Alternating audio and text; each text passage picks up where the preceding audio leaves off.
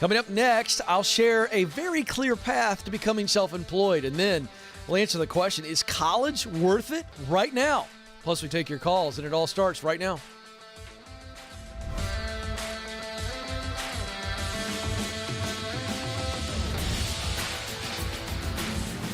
All right, here we go. Coming to you live from Ramsey Solutions Studios in Nashville. You have joined a conversation about you, specifically who you are, how you're uniquely made, what you were created to do as it relates to work. How you get there is the important part. Hey, how do I actually get there if I figure it out? I mean, what's that look like, Ken? And so we're going to help you with a very clear path, the 7 stages to doing what you were born to do. Get clear, get qualified, get connected, get started, get promoted, get the dream job, and give yourself away. So we're excited to have you with us as we take on the world at work, because most people just think, work's just a thing I do to live. And we believe here on the Ken Coleman Show that you were created to work. In other words, created to contribute. And your work ought to be on purpose, and it ought not be a dead-end day job. So join us, will you?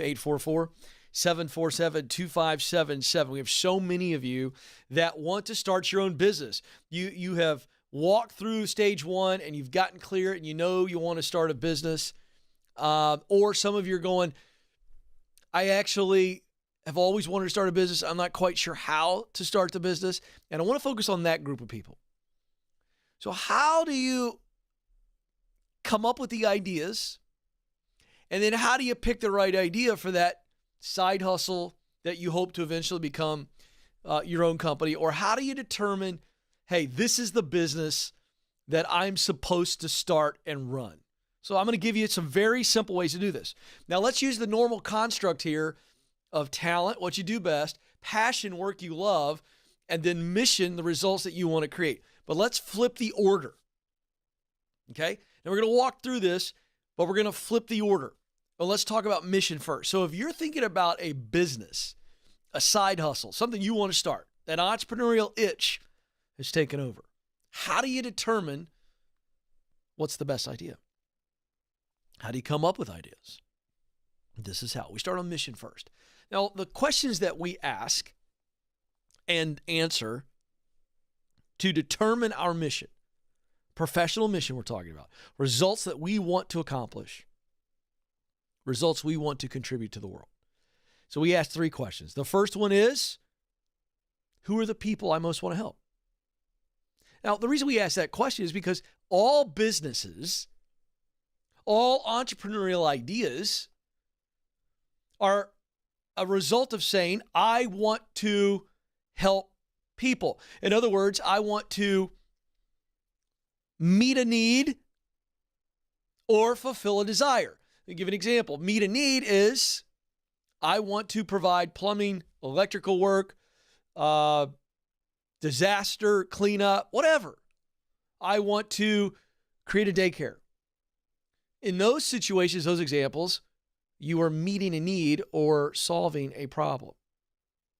Another way to look at missional results and get ideas is to say, what desires do I want to fulfill? So that would be, I want to give people a great place to eat. I want to give them a great meal. Great meal, great location. Great, that's a desire. I want to sell them some really nice looking clothes. I want to design clothes. I want to design shoes. I want to do women's hair, do women's makeup, whatever. Now that is just a desire. They desire to be pretty. They desire to wear nice clothes. They desire a great vacation. They desire a great concert, a great meal, whatever. And so you are either meeting a need or fulfilling a desire. That's what all businesses are designed to do. You're either meeting a need or fulfilling a desire. So if you're trying to come up with an idea for your side hustle, your business, you have to ask yourself, who are the people I most want to help? That's the first question. The second question is, what need do I want to meet or desire do I want to fulfill? That's the second question. And the third question is, what are the solutions, or what is the solution to meeting their need or fulfilling their desire? If you ask and answer that question, then you've got ideas. Because again, that's what businesses are designed to do. meet a need, or fulfill a desire. So when you determine who the people you are that you want to help, that allows you to start going, oh, I want to help these people. There's a heart connection there. Oh, yeah, these are the people I want to help. And that allows you to begin to identify their needs or their desire.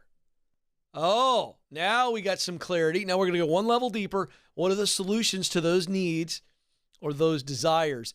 And now we get ideas for a possible business. So that's the first thing. We look at mission. Now we want to go to passion. This is defined here on the Ken Coleman Show by work that you love to do.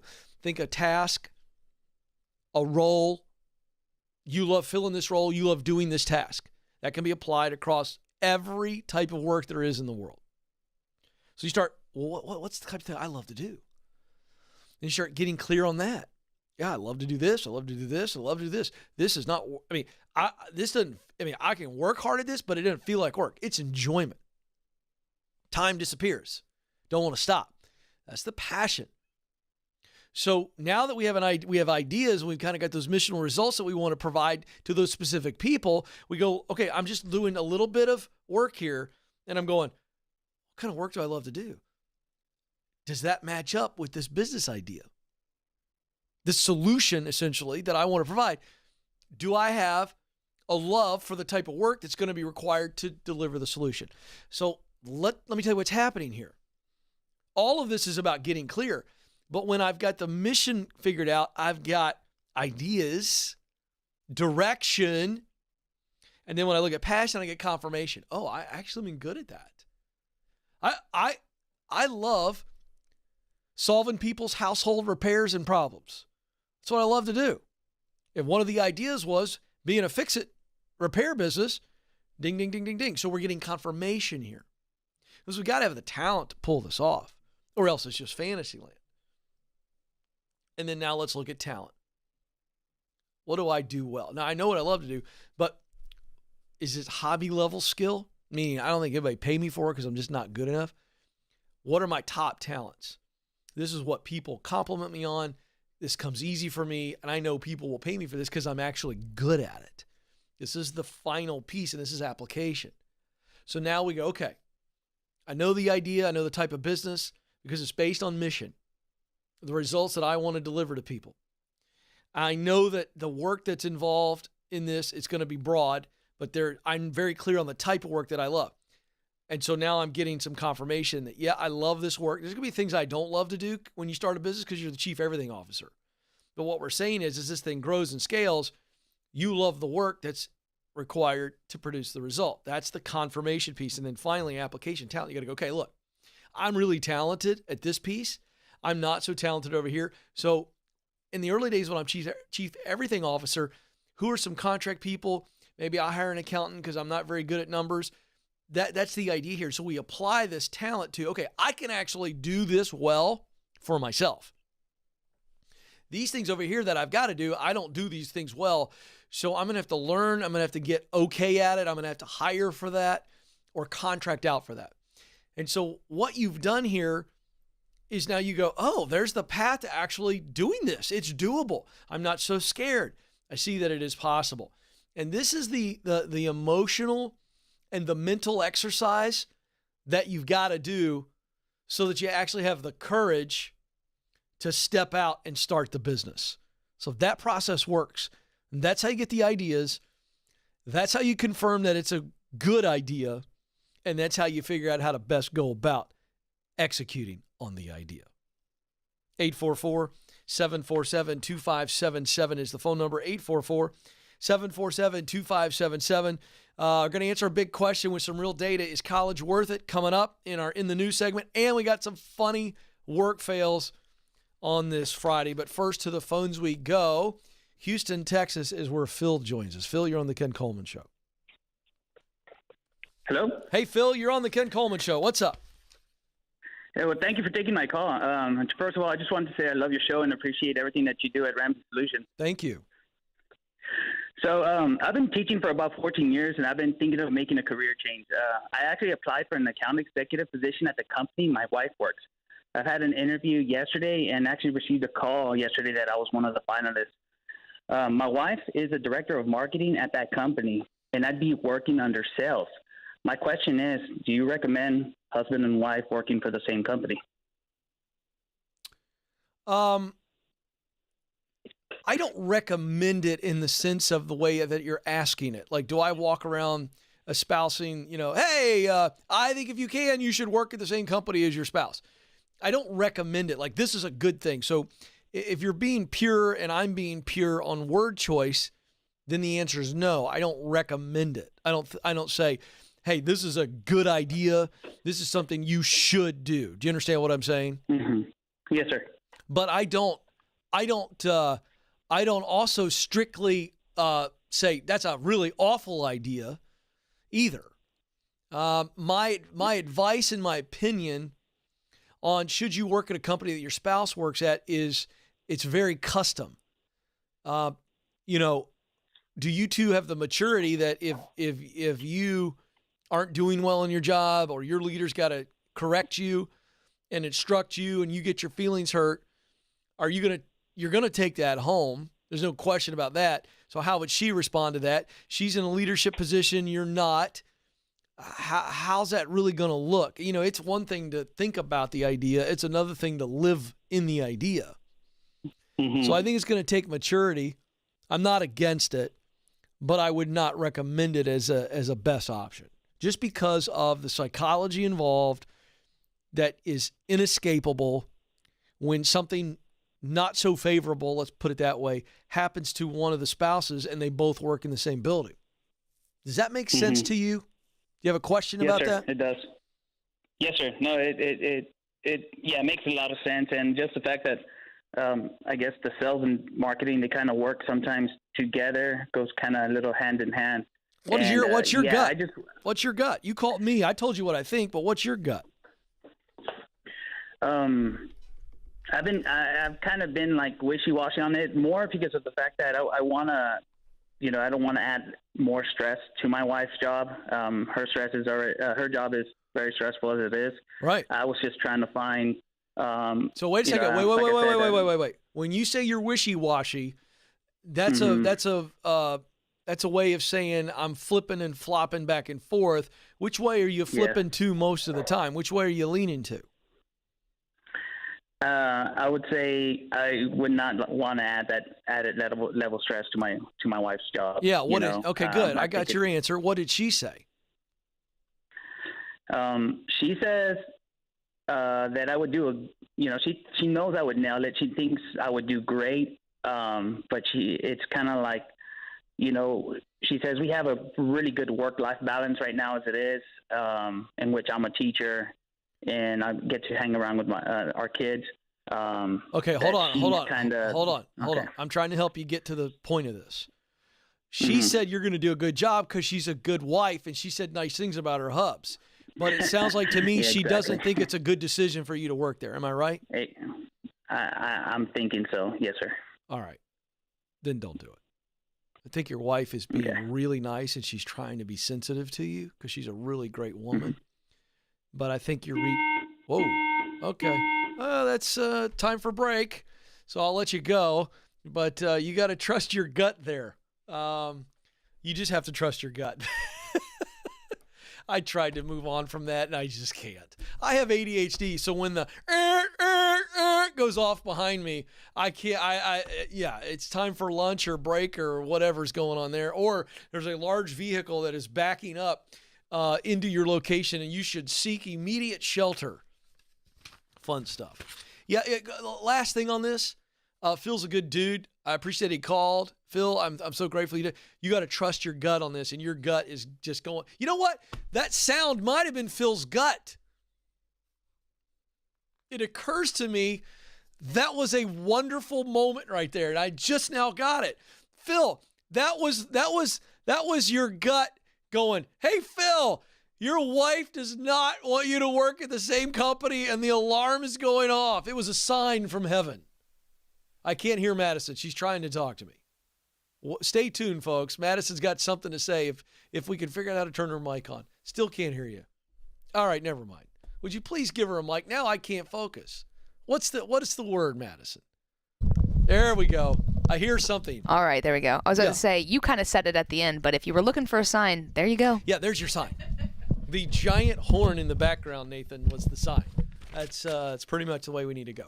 844-747-2577 is the number. Let's go to Michael now in Charlotte, North Carolina. Michael, you're on the Ken Coleman Show.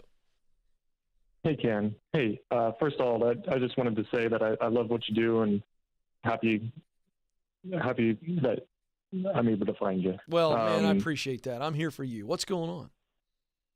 So I used your interview guide and your clarity guide and was able to land a series of interviews that went really, really well. I had my third round interview yesterday, and it went smooth. It went so smooth that I'm honestly anticipating having a job offer from this target company. Nice. Way to go. That feels good. Thank you. Yeah, very excited. However, I'm concerned about my current company and the fact that I lead a few projects. And June is a really big period for for my current company, and we're starting to divvy up responsibilities. And so I'm worried about waiting a little bit too long to get an offer and then to inform my current company that I'll be leaving and putting them in a really tough spot. So my question to you, Ken, today is, when is a good time frame for me to start kind of pestering my target company's recruiter and saying, hey, when is the ETA for if I happen to get a job offer going to be, extended? And in addition to that, is there any types of requests that I can make to the company that I'm trying to get hired on to? No, hold on. Okay, so here's the deal. I don't want ahead. you. I appreciate the question, and it makes a lot of sense. Sure. But you want this job, don't you? Absolutely. Yeah. So don't pester. You're not there yet. Don't do anything. Yeah, you've got some anxiety over anticipation, and that's never healthy. So you're anticipating you're going to get the offer, but we don't know that you're going to get the offer, and so anticipation of getting the offer, and you're feeling like, oh gosh, that's going to set into motion all these things, and oh my gosh, I'm going to leave my current company in the lurch, and then they're going to think I'm a jerk. So I better call these people up and say, hey, how quick can I get the offer? Hear how that sounds? Right. Now, I said it that way to I'm trying to match the emotion of your inner voice. Did I come close? Yeah, you got pretty damn close there. Isn't that wild? Isn't that crazy? Yeah. Michael, I've been there before. That's exactly what's going on. I knew it. So what do? We go, wait a second. In fact, when I said it the way that I said it, how did it make you feel? I just smiled. I was like, yeah, that's about it. That's about it. So you feel a little silly. So let's reset. Number one, you are not irreplaceable. Number two, if and when you get an offer and you take it, you are going to leave well. That's just who you are. That's why you called the show and asked this question. You're a top-notch class act. Am I right or wrong? Absolutely. So the anxiety and anticipation is predicated, it's built on total lies, which would say that you are irreplaceable, and if you leave, the company's going to fall apart, which then means they're going to think of you as the biggest jerk in the world. Those are lies. And so it's natural when we feel the emotions around that to go, oh gosh. So chill out. What I think you can do in anticipation is think through, what could I do now without them having any knowledge that I'm looking at this other opportunity that I could leave? What could I do now that would ease that transition, that would make it better? And I do that. And so I am easing that emotion of wanting to be liked, and that's normal. Because here's the deal. If everything goes the way we want it to go, you're going to get an offer soon, you're going to leave, and you're going to leave well. And then they go, well, we hate to lose Michael, but Michael's such a class act. He left us in a good situation, and boy, what a solid guy he is. And yay, Michael, go pursue your dream. That's what you want to happen. Correct? That is correct. All right, so that's the answer to what needs to be true for you to leave well. Okay. And so now you go, okay, I can't tell them now, but even as we're divvying up assignments, maybe I take on a little extra. I do a little here and there. I set them up really well. They don't even realize I'm setting them up well. And then if I get this offer and I take it, then I'm feeling much better about it. But that's all this is. Okay. This is all emotion. Understood. Yeah, but hey, I'm not picking on, I don't want you to hear you're an emotional basket case. You're a normal human being. You're really well-balanced, thoughtful, high-character guy. But that's a natural thing to feel. So if you get your emotions in check, then you're not going to take some bad actions. But if our emotions are out of whack, then we're going to pester the recruiter, press them, and they may go, man, this dude needs to relax, and they go with somebody else, right? Right. That's what I don't want you to do. So take a deep breath, be a class act, start planning for what the transition might look like, and let the chips fall where they fall. Appreciate the call, Michael. I really do. You're a good dude. 844-747-2577. Coming up next, we're going to look at the data on is college actually worth it? Got 21 years of data. And funny work fails. This is the Ken Coleman Show.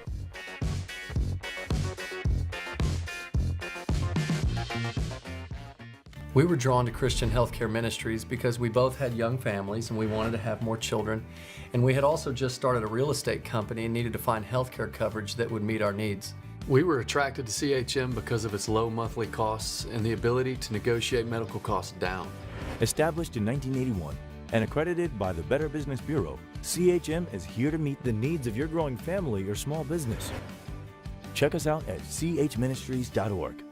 We absolutely believe in it.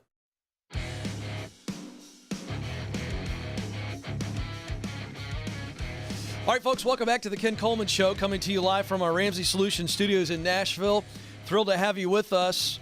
Hey, we recently announced more career coaching spots with yours truly. We are offering 3 one-hour coaching sessions, one-on-one with me. And so these are filling up.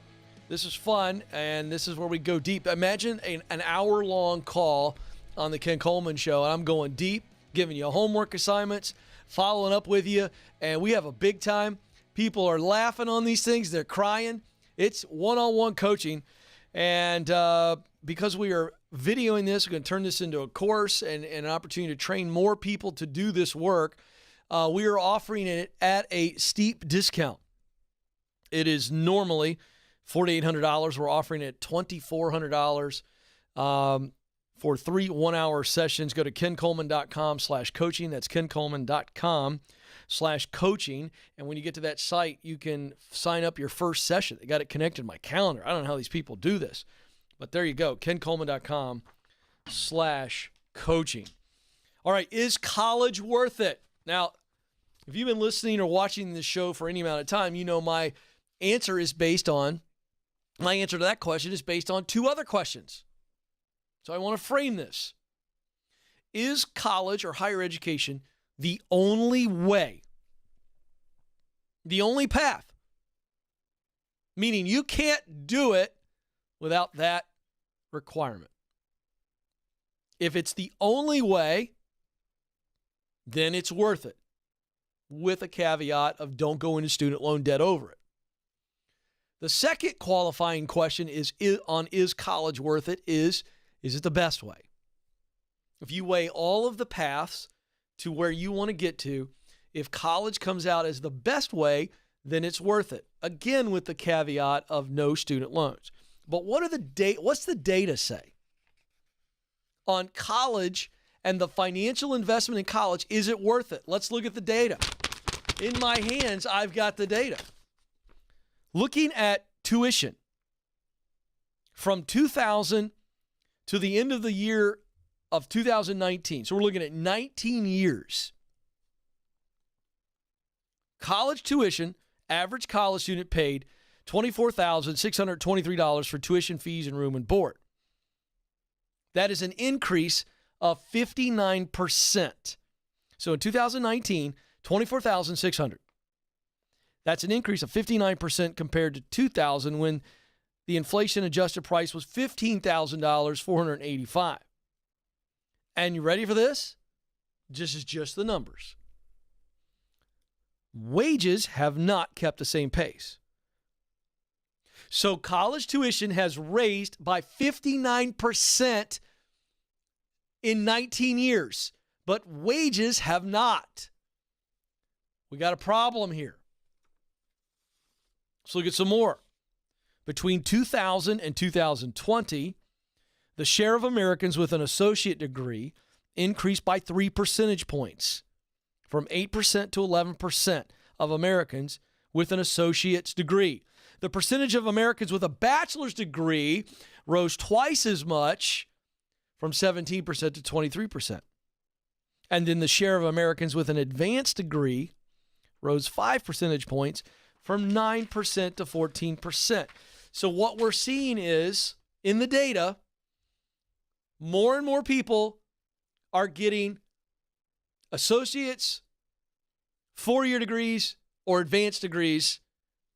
The percentages are going up steadily because the marketing message remains, and if not just remaining where it was when it started, it has increased, that the only way to success professionally is through college. But here's the problem. If that's true, then why haven't wages increased? Now, that's a whole show that I could break down. Let me oversimplify it so that you get it. If wages aren't increasing anywhere near the rate that college education is increasing, then what it says to me is that college education is increasingly irrelevant, and that's what I have been saying for a long time. Now, understand, the data that I just shared doesn't even adjust for student loans. So, college education and enrollment is increasing. Wages aren't increasing anywhere near that amount. And oh, by the way, student loans are off the charts. Trillions of dollars.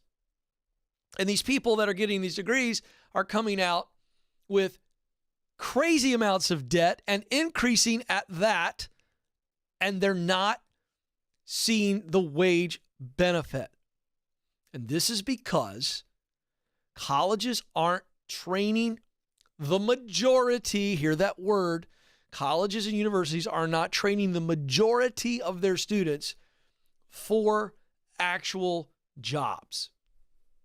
It's a bunch of knowledge, it's a bunch of great experience, and it's a continuation of the high school and middle school and grade school experience in the United States, and that is, it's a bunch of test taking. How did you do on memorization? Oh, great. Now we're going to send you into the marketplace with tens of thousands of dollars of student loans, and you can't do a job, but you can memorize stuff.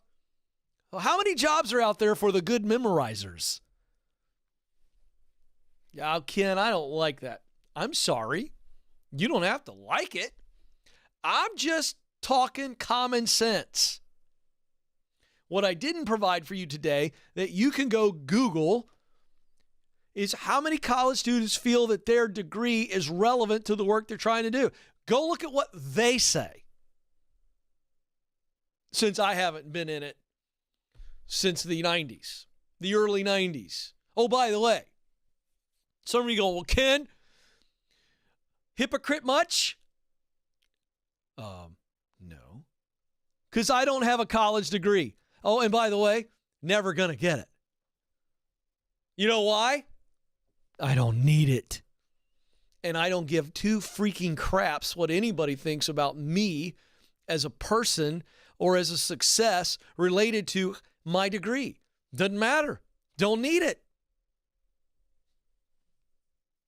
Now, I'm going to stop there because we're going to have some fun today, but I'm about ready to really build a platform on this, and I'm going to be driving this issue because I believe there are millions of parents who are looking for a voice to say, Ken, give me permission to just help train my kid to do what they were created to do.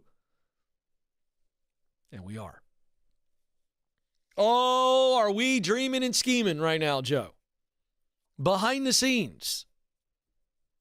So, back to the beginning question. Is college worth it? The answer is sometimes. You like that, Nathan? I mean, look, it ain't all the time. I'm going to go as far as say it's not most of the time. I'm going to say that college is worth it sometime. Now, let me just go. I'm still ranting. I'm going to actually go a little bit more on this because here's what I know is coming at me. My critics on this go, well, Ken, the data says that people with college degrees make more money than people who don't. And that is true. Ken, did you just shoot your whole argument in the foot? No, because let's look at the data. Who are the people without college degrees in general? Lower wage earners. Oh, Kimmy, you're still shooting yourself in the foot. No, I'm not. Because the lower wage earners, lower income, they don't even want to go to college. They're not even looking for those type of jobs. But if they were to go into the trades, they would make more money. Then those numbers would go up. But you're just simply going, well, look, these people are in professional corporate jobs, but it's such a huge amount of people over here. Everybody's going to college in the United States. The numbers are unbelievable how many people are going to college versus not. But they're not measuring everybody to say, oh, where do we stand on this? So it is just a simple function of every employer out there goes, well, you kind of got to have this and this and this. And here's the reality. Because there is such a phobia about the trades, people aren't going into the trades. But if they started to move into the trades, those numbers would change mightily. So the bottom line is that the only reason the data shows that people with a degree make more money is because, again, it's its own little factory. We got all of our assembly line workers over here, and on average, they're making more money, but their wages aren't going up. So going to college, the way they try to spin that data is that going to college allows you to make more money. Not necessarily true. That's not necessarily true.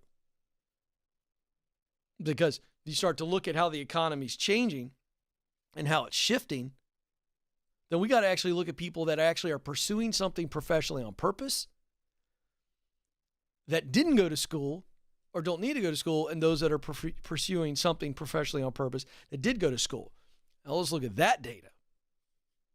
But we can't just say everybody on the planet, because some people don't even want to darken the door of college because they're not even thinking about doing any kind of trade. They're just doing a job. They got other issues going on, and I get it. I want everybody to win. But it's not an apples to apples comparison. Bottom line is, college education, it's worth it sometimes. And a lot of times it's not. All right, there you go. All right, let's have some fun, shall we? I love this. We like to do this on Fridays.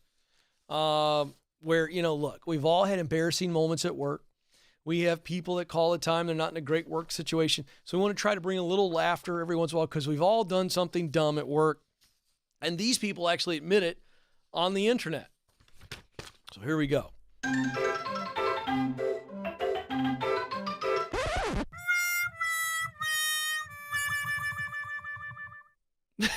It's very hard for me not to laugh at that last little sound. That's fantastic. May writes in, the first day I met my boss, I was sitting at my desk talking to him, and suddenly I started to smell the horrible stench of poop. All through the entire conversation, I was thinking to myself, where is this smell coming from? Is it him? Once the conversation was over, I turned over my shoe and realized I had stepped in a huge dog poo. I'm sure he could smell it the whole time because it was filling up the room. The worst thing was my boss saw me trying to get it off with a tissue, and I had to lie and say I stepped in mud. See, you didn't have to lie there. He was smelling the poo as well. Like, okay, I don't know how you guys handle it in the culture. If I'm sitting in that situation, I go, excuse me, let me check the bottom of my shoe. Do you got a dog? Did you step in dog poo? There's no way I have an entire conversation as a new employee with my leader and I act like the poo smell's not in the room. Do you? I think it's almost worse because they smelled it and now they're thinking you just smell in general. That, or they go, you're a liar. First day, you've outed yourself as a liar. Everybody knows it was dog poo. What's the big deal? Wasn't your poo. If it's your poo, you leave. But it's the dog's poo. So we just go, I stepped in it. All right. Folks, listen, panic at work gets you in trouble. And this is what happened to me. Here's the next one. Joe, I feel like this is something that might happen to you. Thank you. I have not heard this story yet, so. I know. Jesse writes in, I bought a new pair of black pants for work. They were a little loose around the waist in the store, but I felt like they fit well enough. Fast forward to me in the elevator 2 days later with some random woman, and my pants fell like below the crotch line. I apologized immediately, dropped my laptop, and hiked my pants back up. She got off at the next stop, and quickly at that. I wear a belt, thank you. I know, Joe. See, that's all a setup. I don't actually think that, but I think I could see Joe, though. Honestly, though, I really see Madison actually gets it. So does Amanda. He goes and buys a new pair of pants. They're a little loose because Joe lost a bunch of weight recently. And he goes, I think those will work. And you're not wearing the belt, and they kind of fall down on you. I'm just saying it could happen. Don't take it personally, Joe. We're having fun on this Friday. And finally, Sam. Oh, the dreaded conference call screw up. You ready for this? Now, let me tell you something. This could happen to me. I try to own this stuff. You know what I mean? Could not paying attention to the conference call and the speakerphone. Here's what happened. We had an all-company conference call. I muted my phone so I could talk to my coworker. But apparently you have to hit the mute button again once you put it back on speakerphone.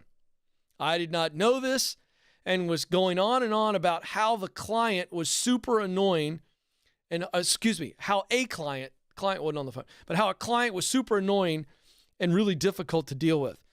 Everyone on the call heard me whining like a baby. My boss was quiet for about 15 seconds and finally said, okay then, and moved on with the call.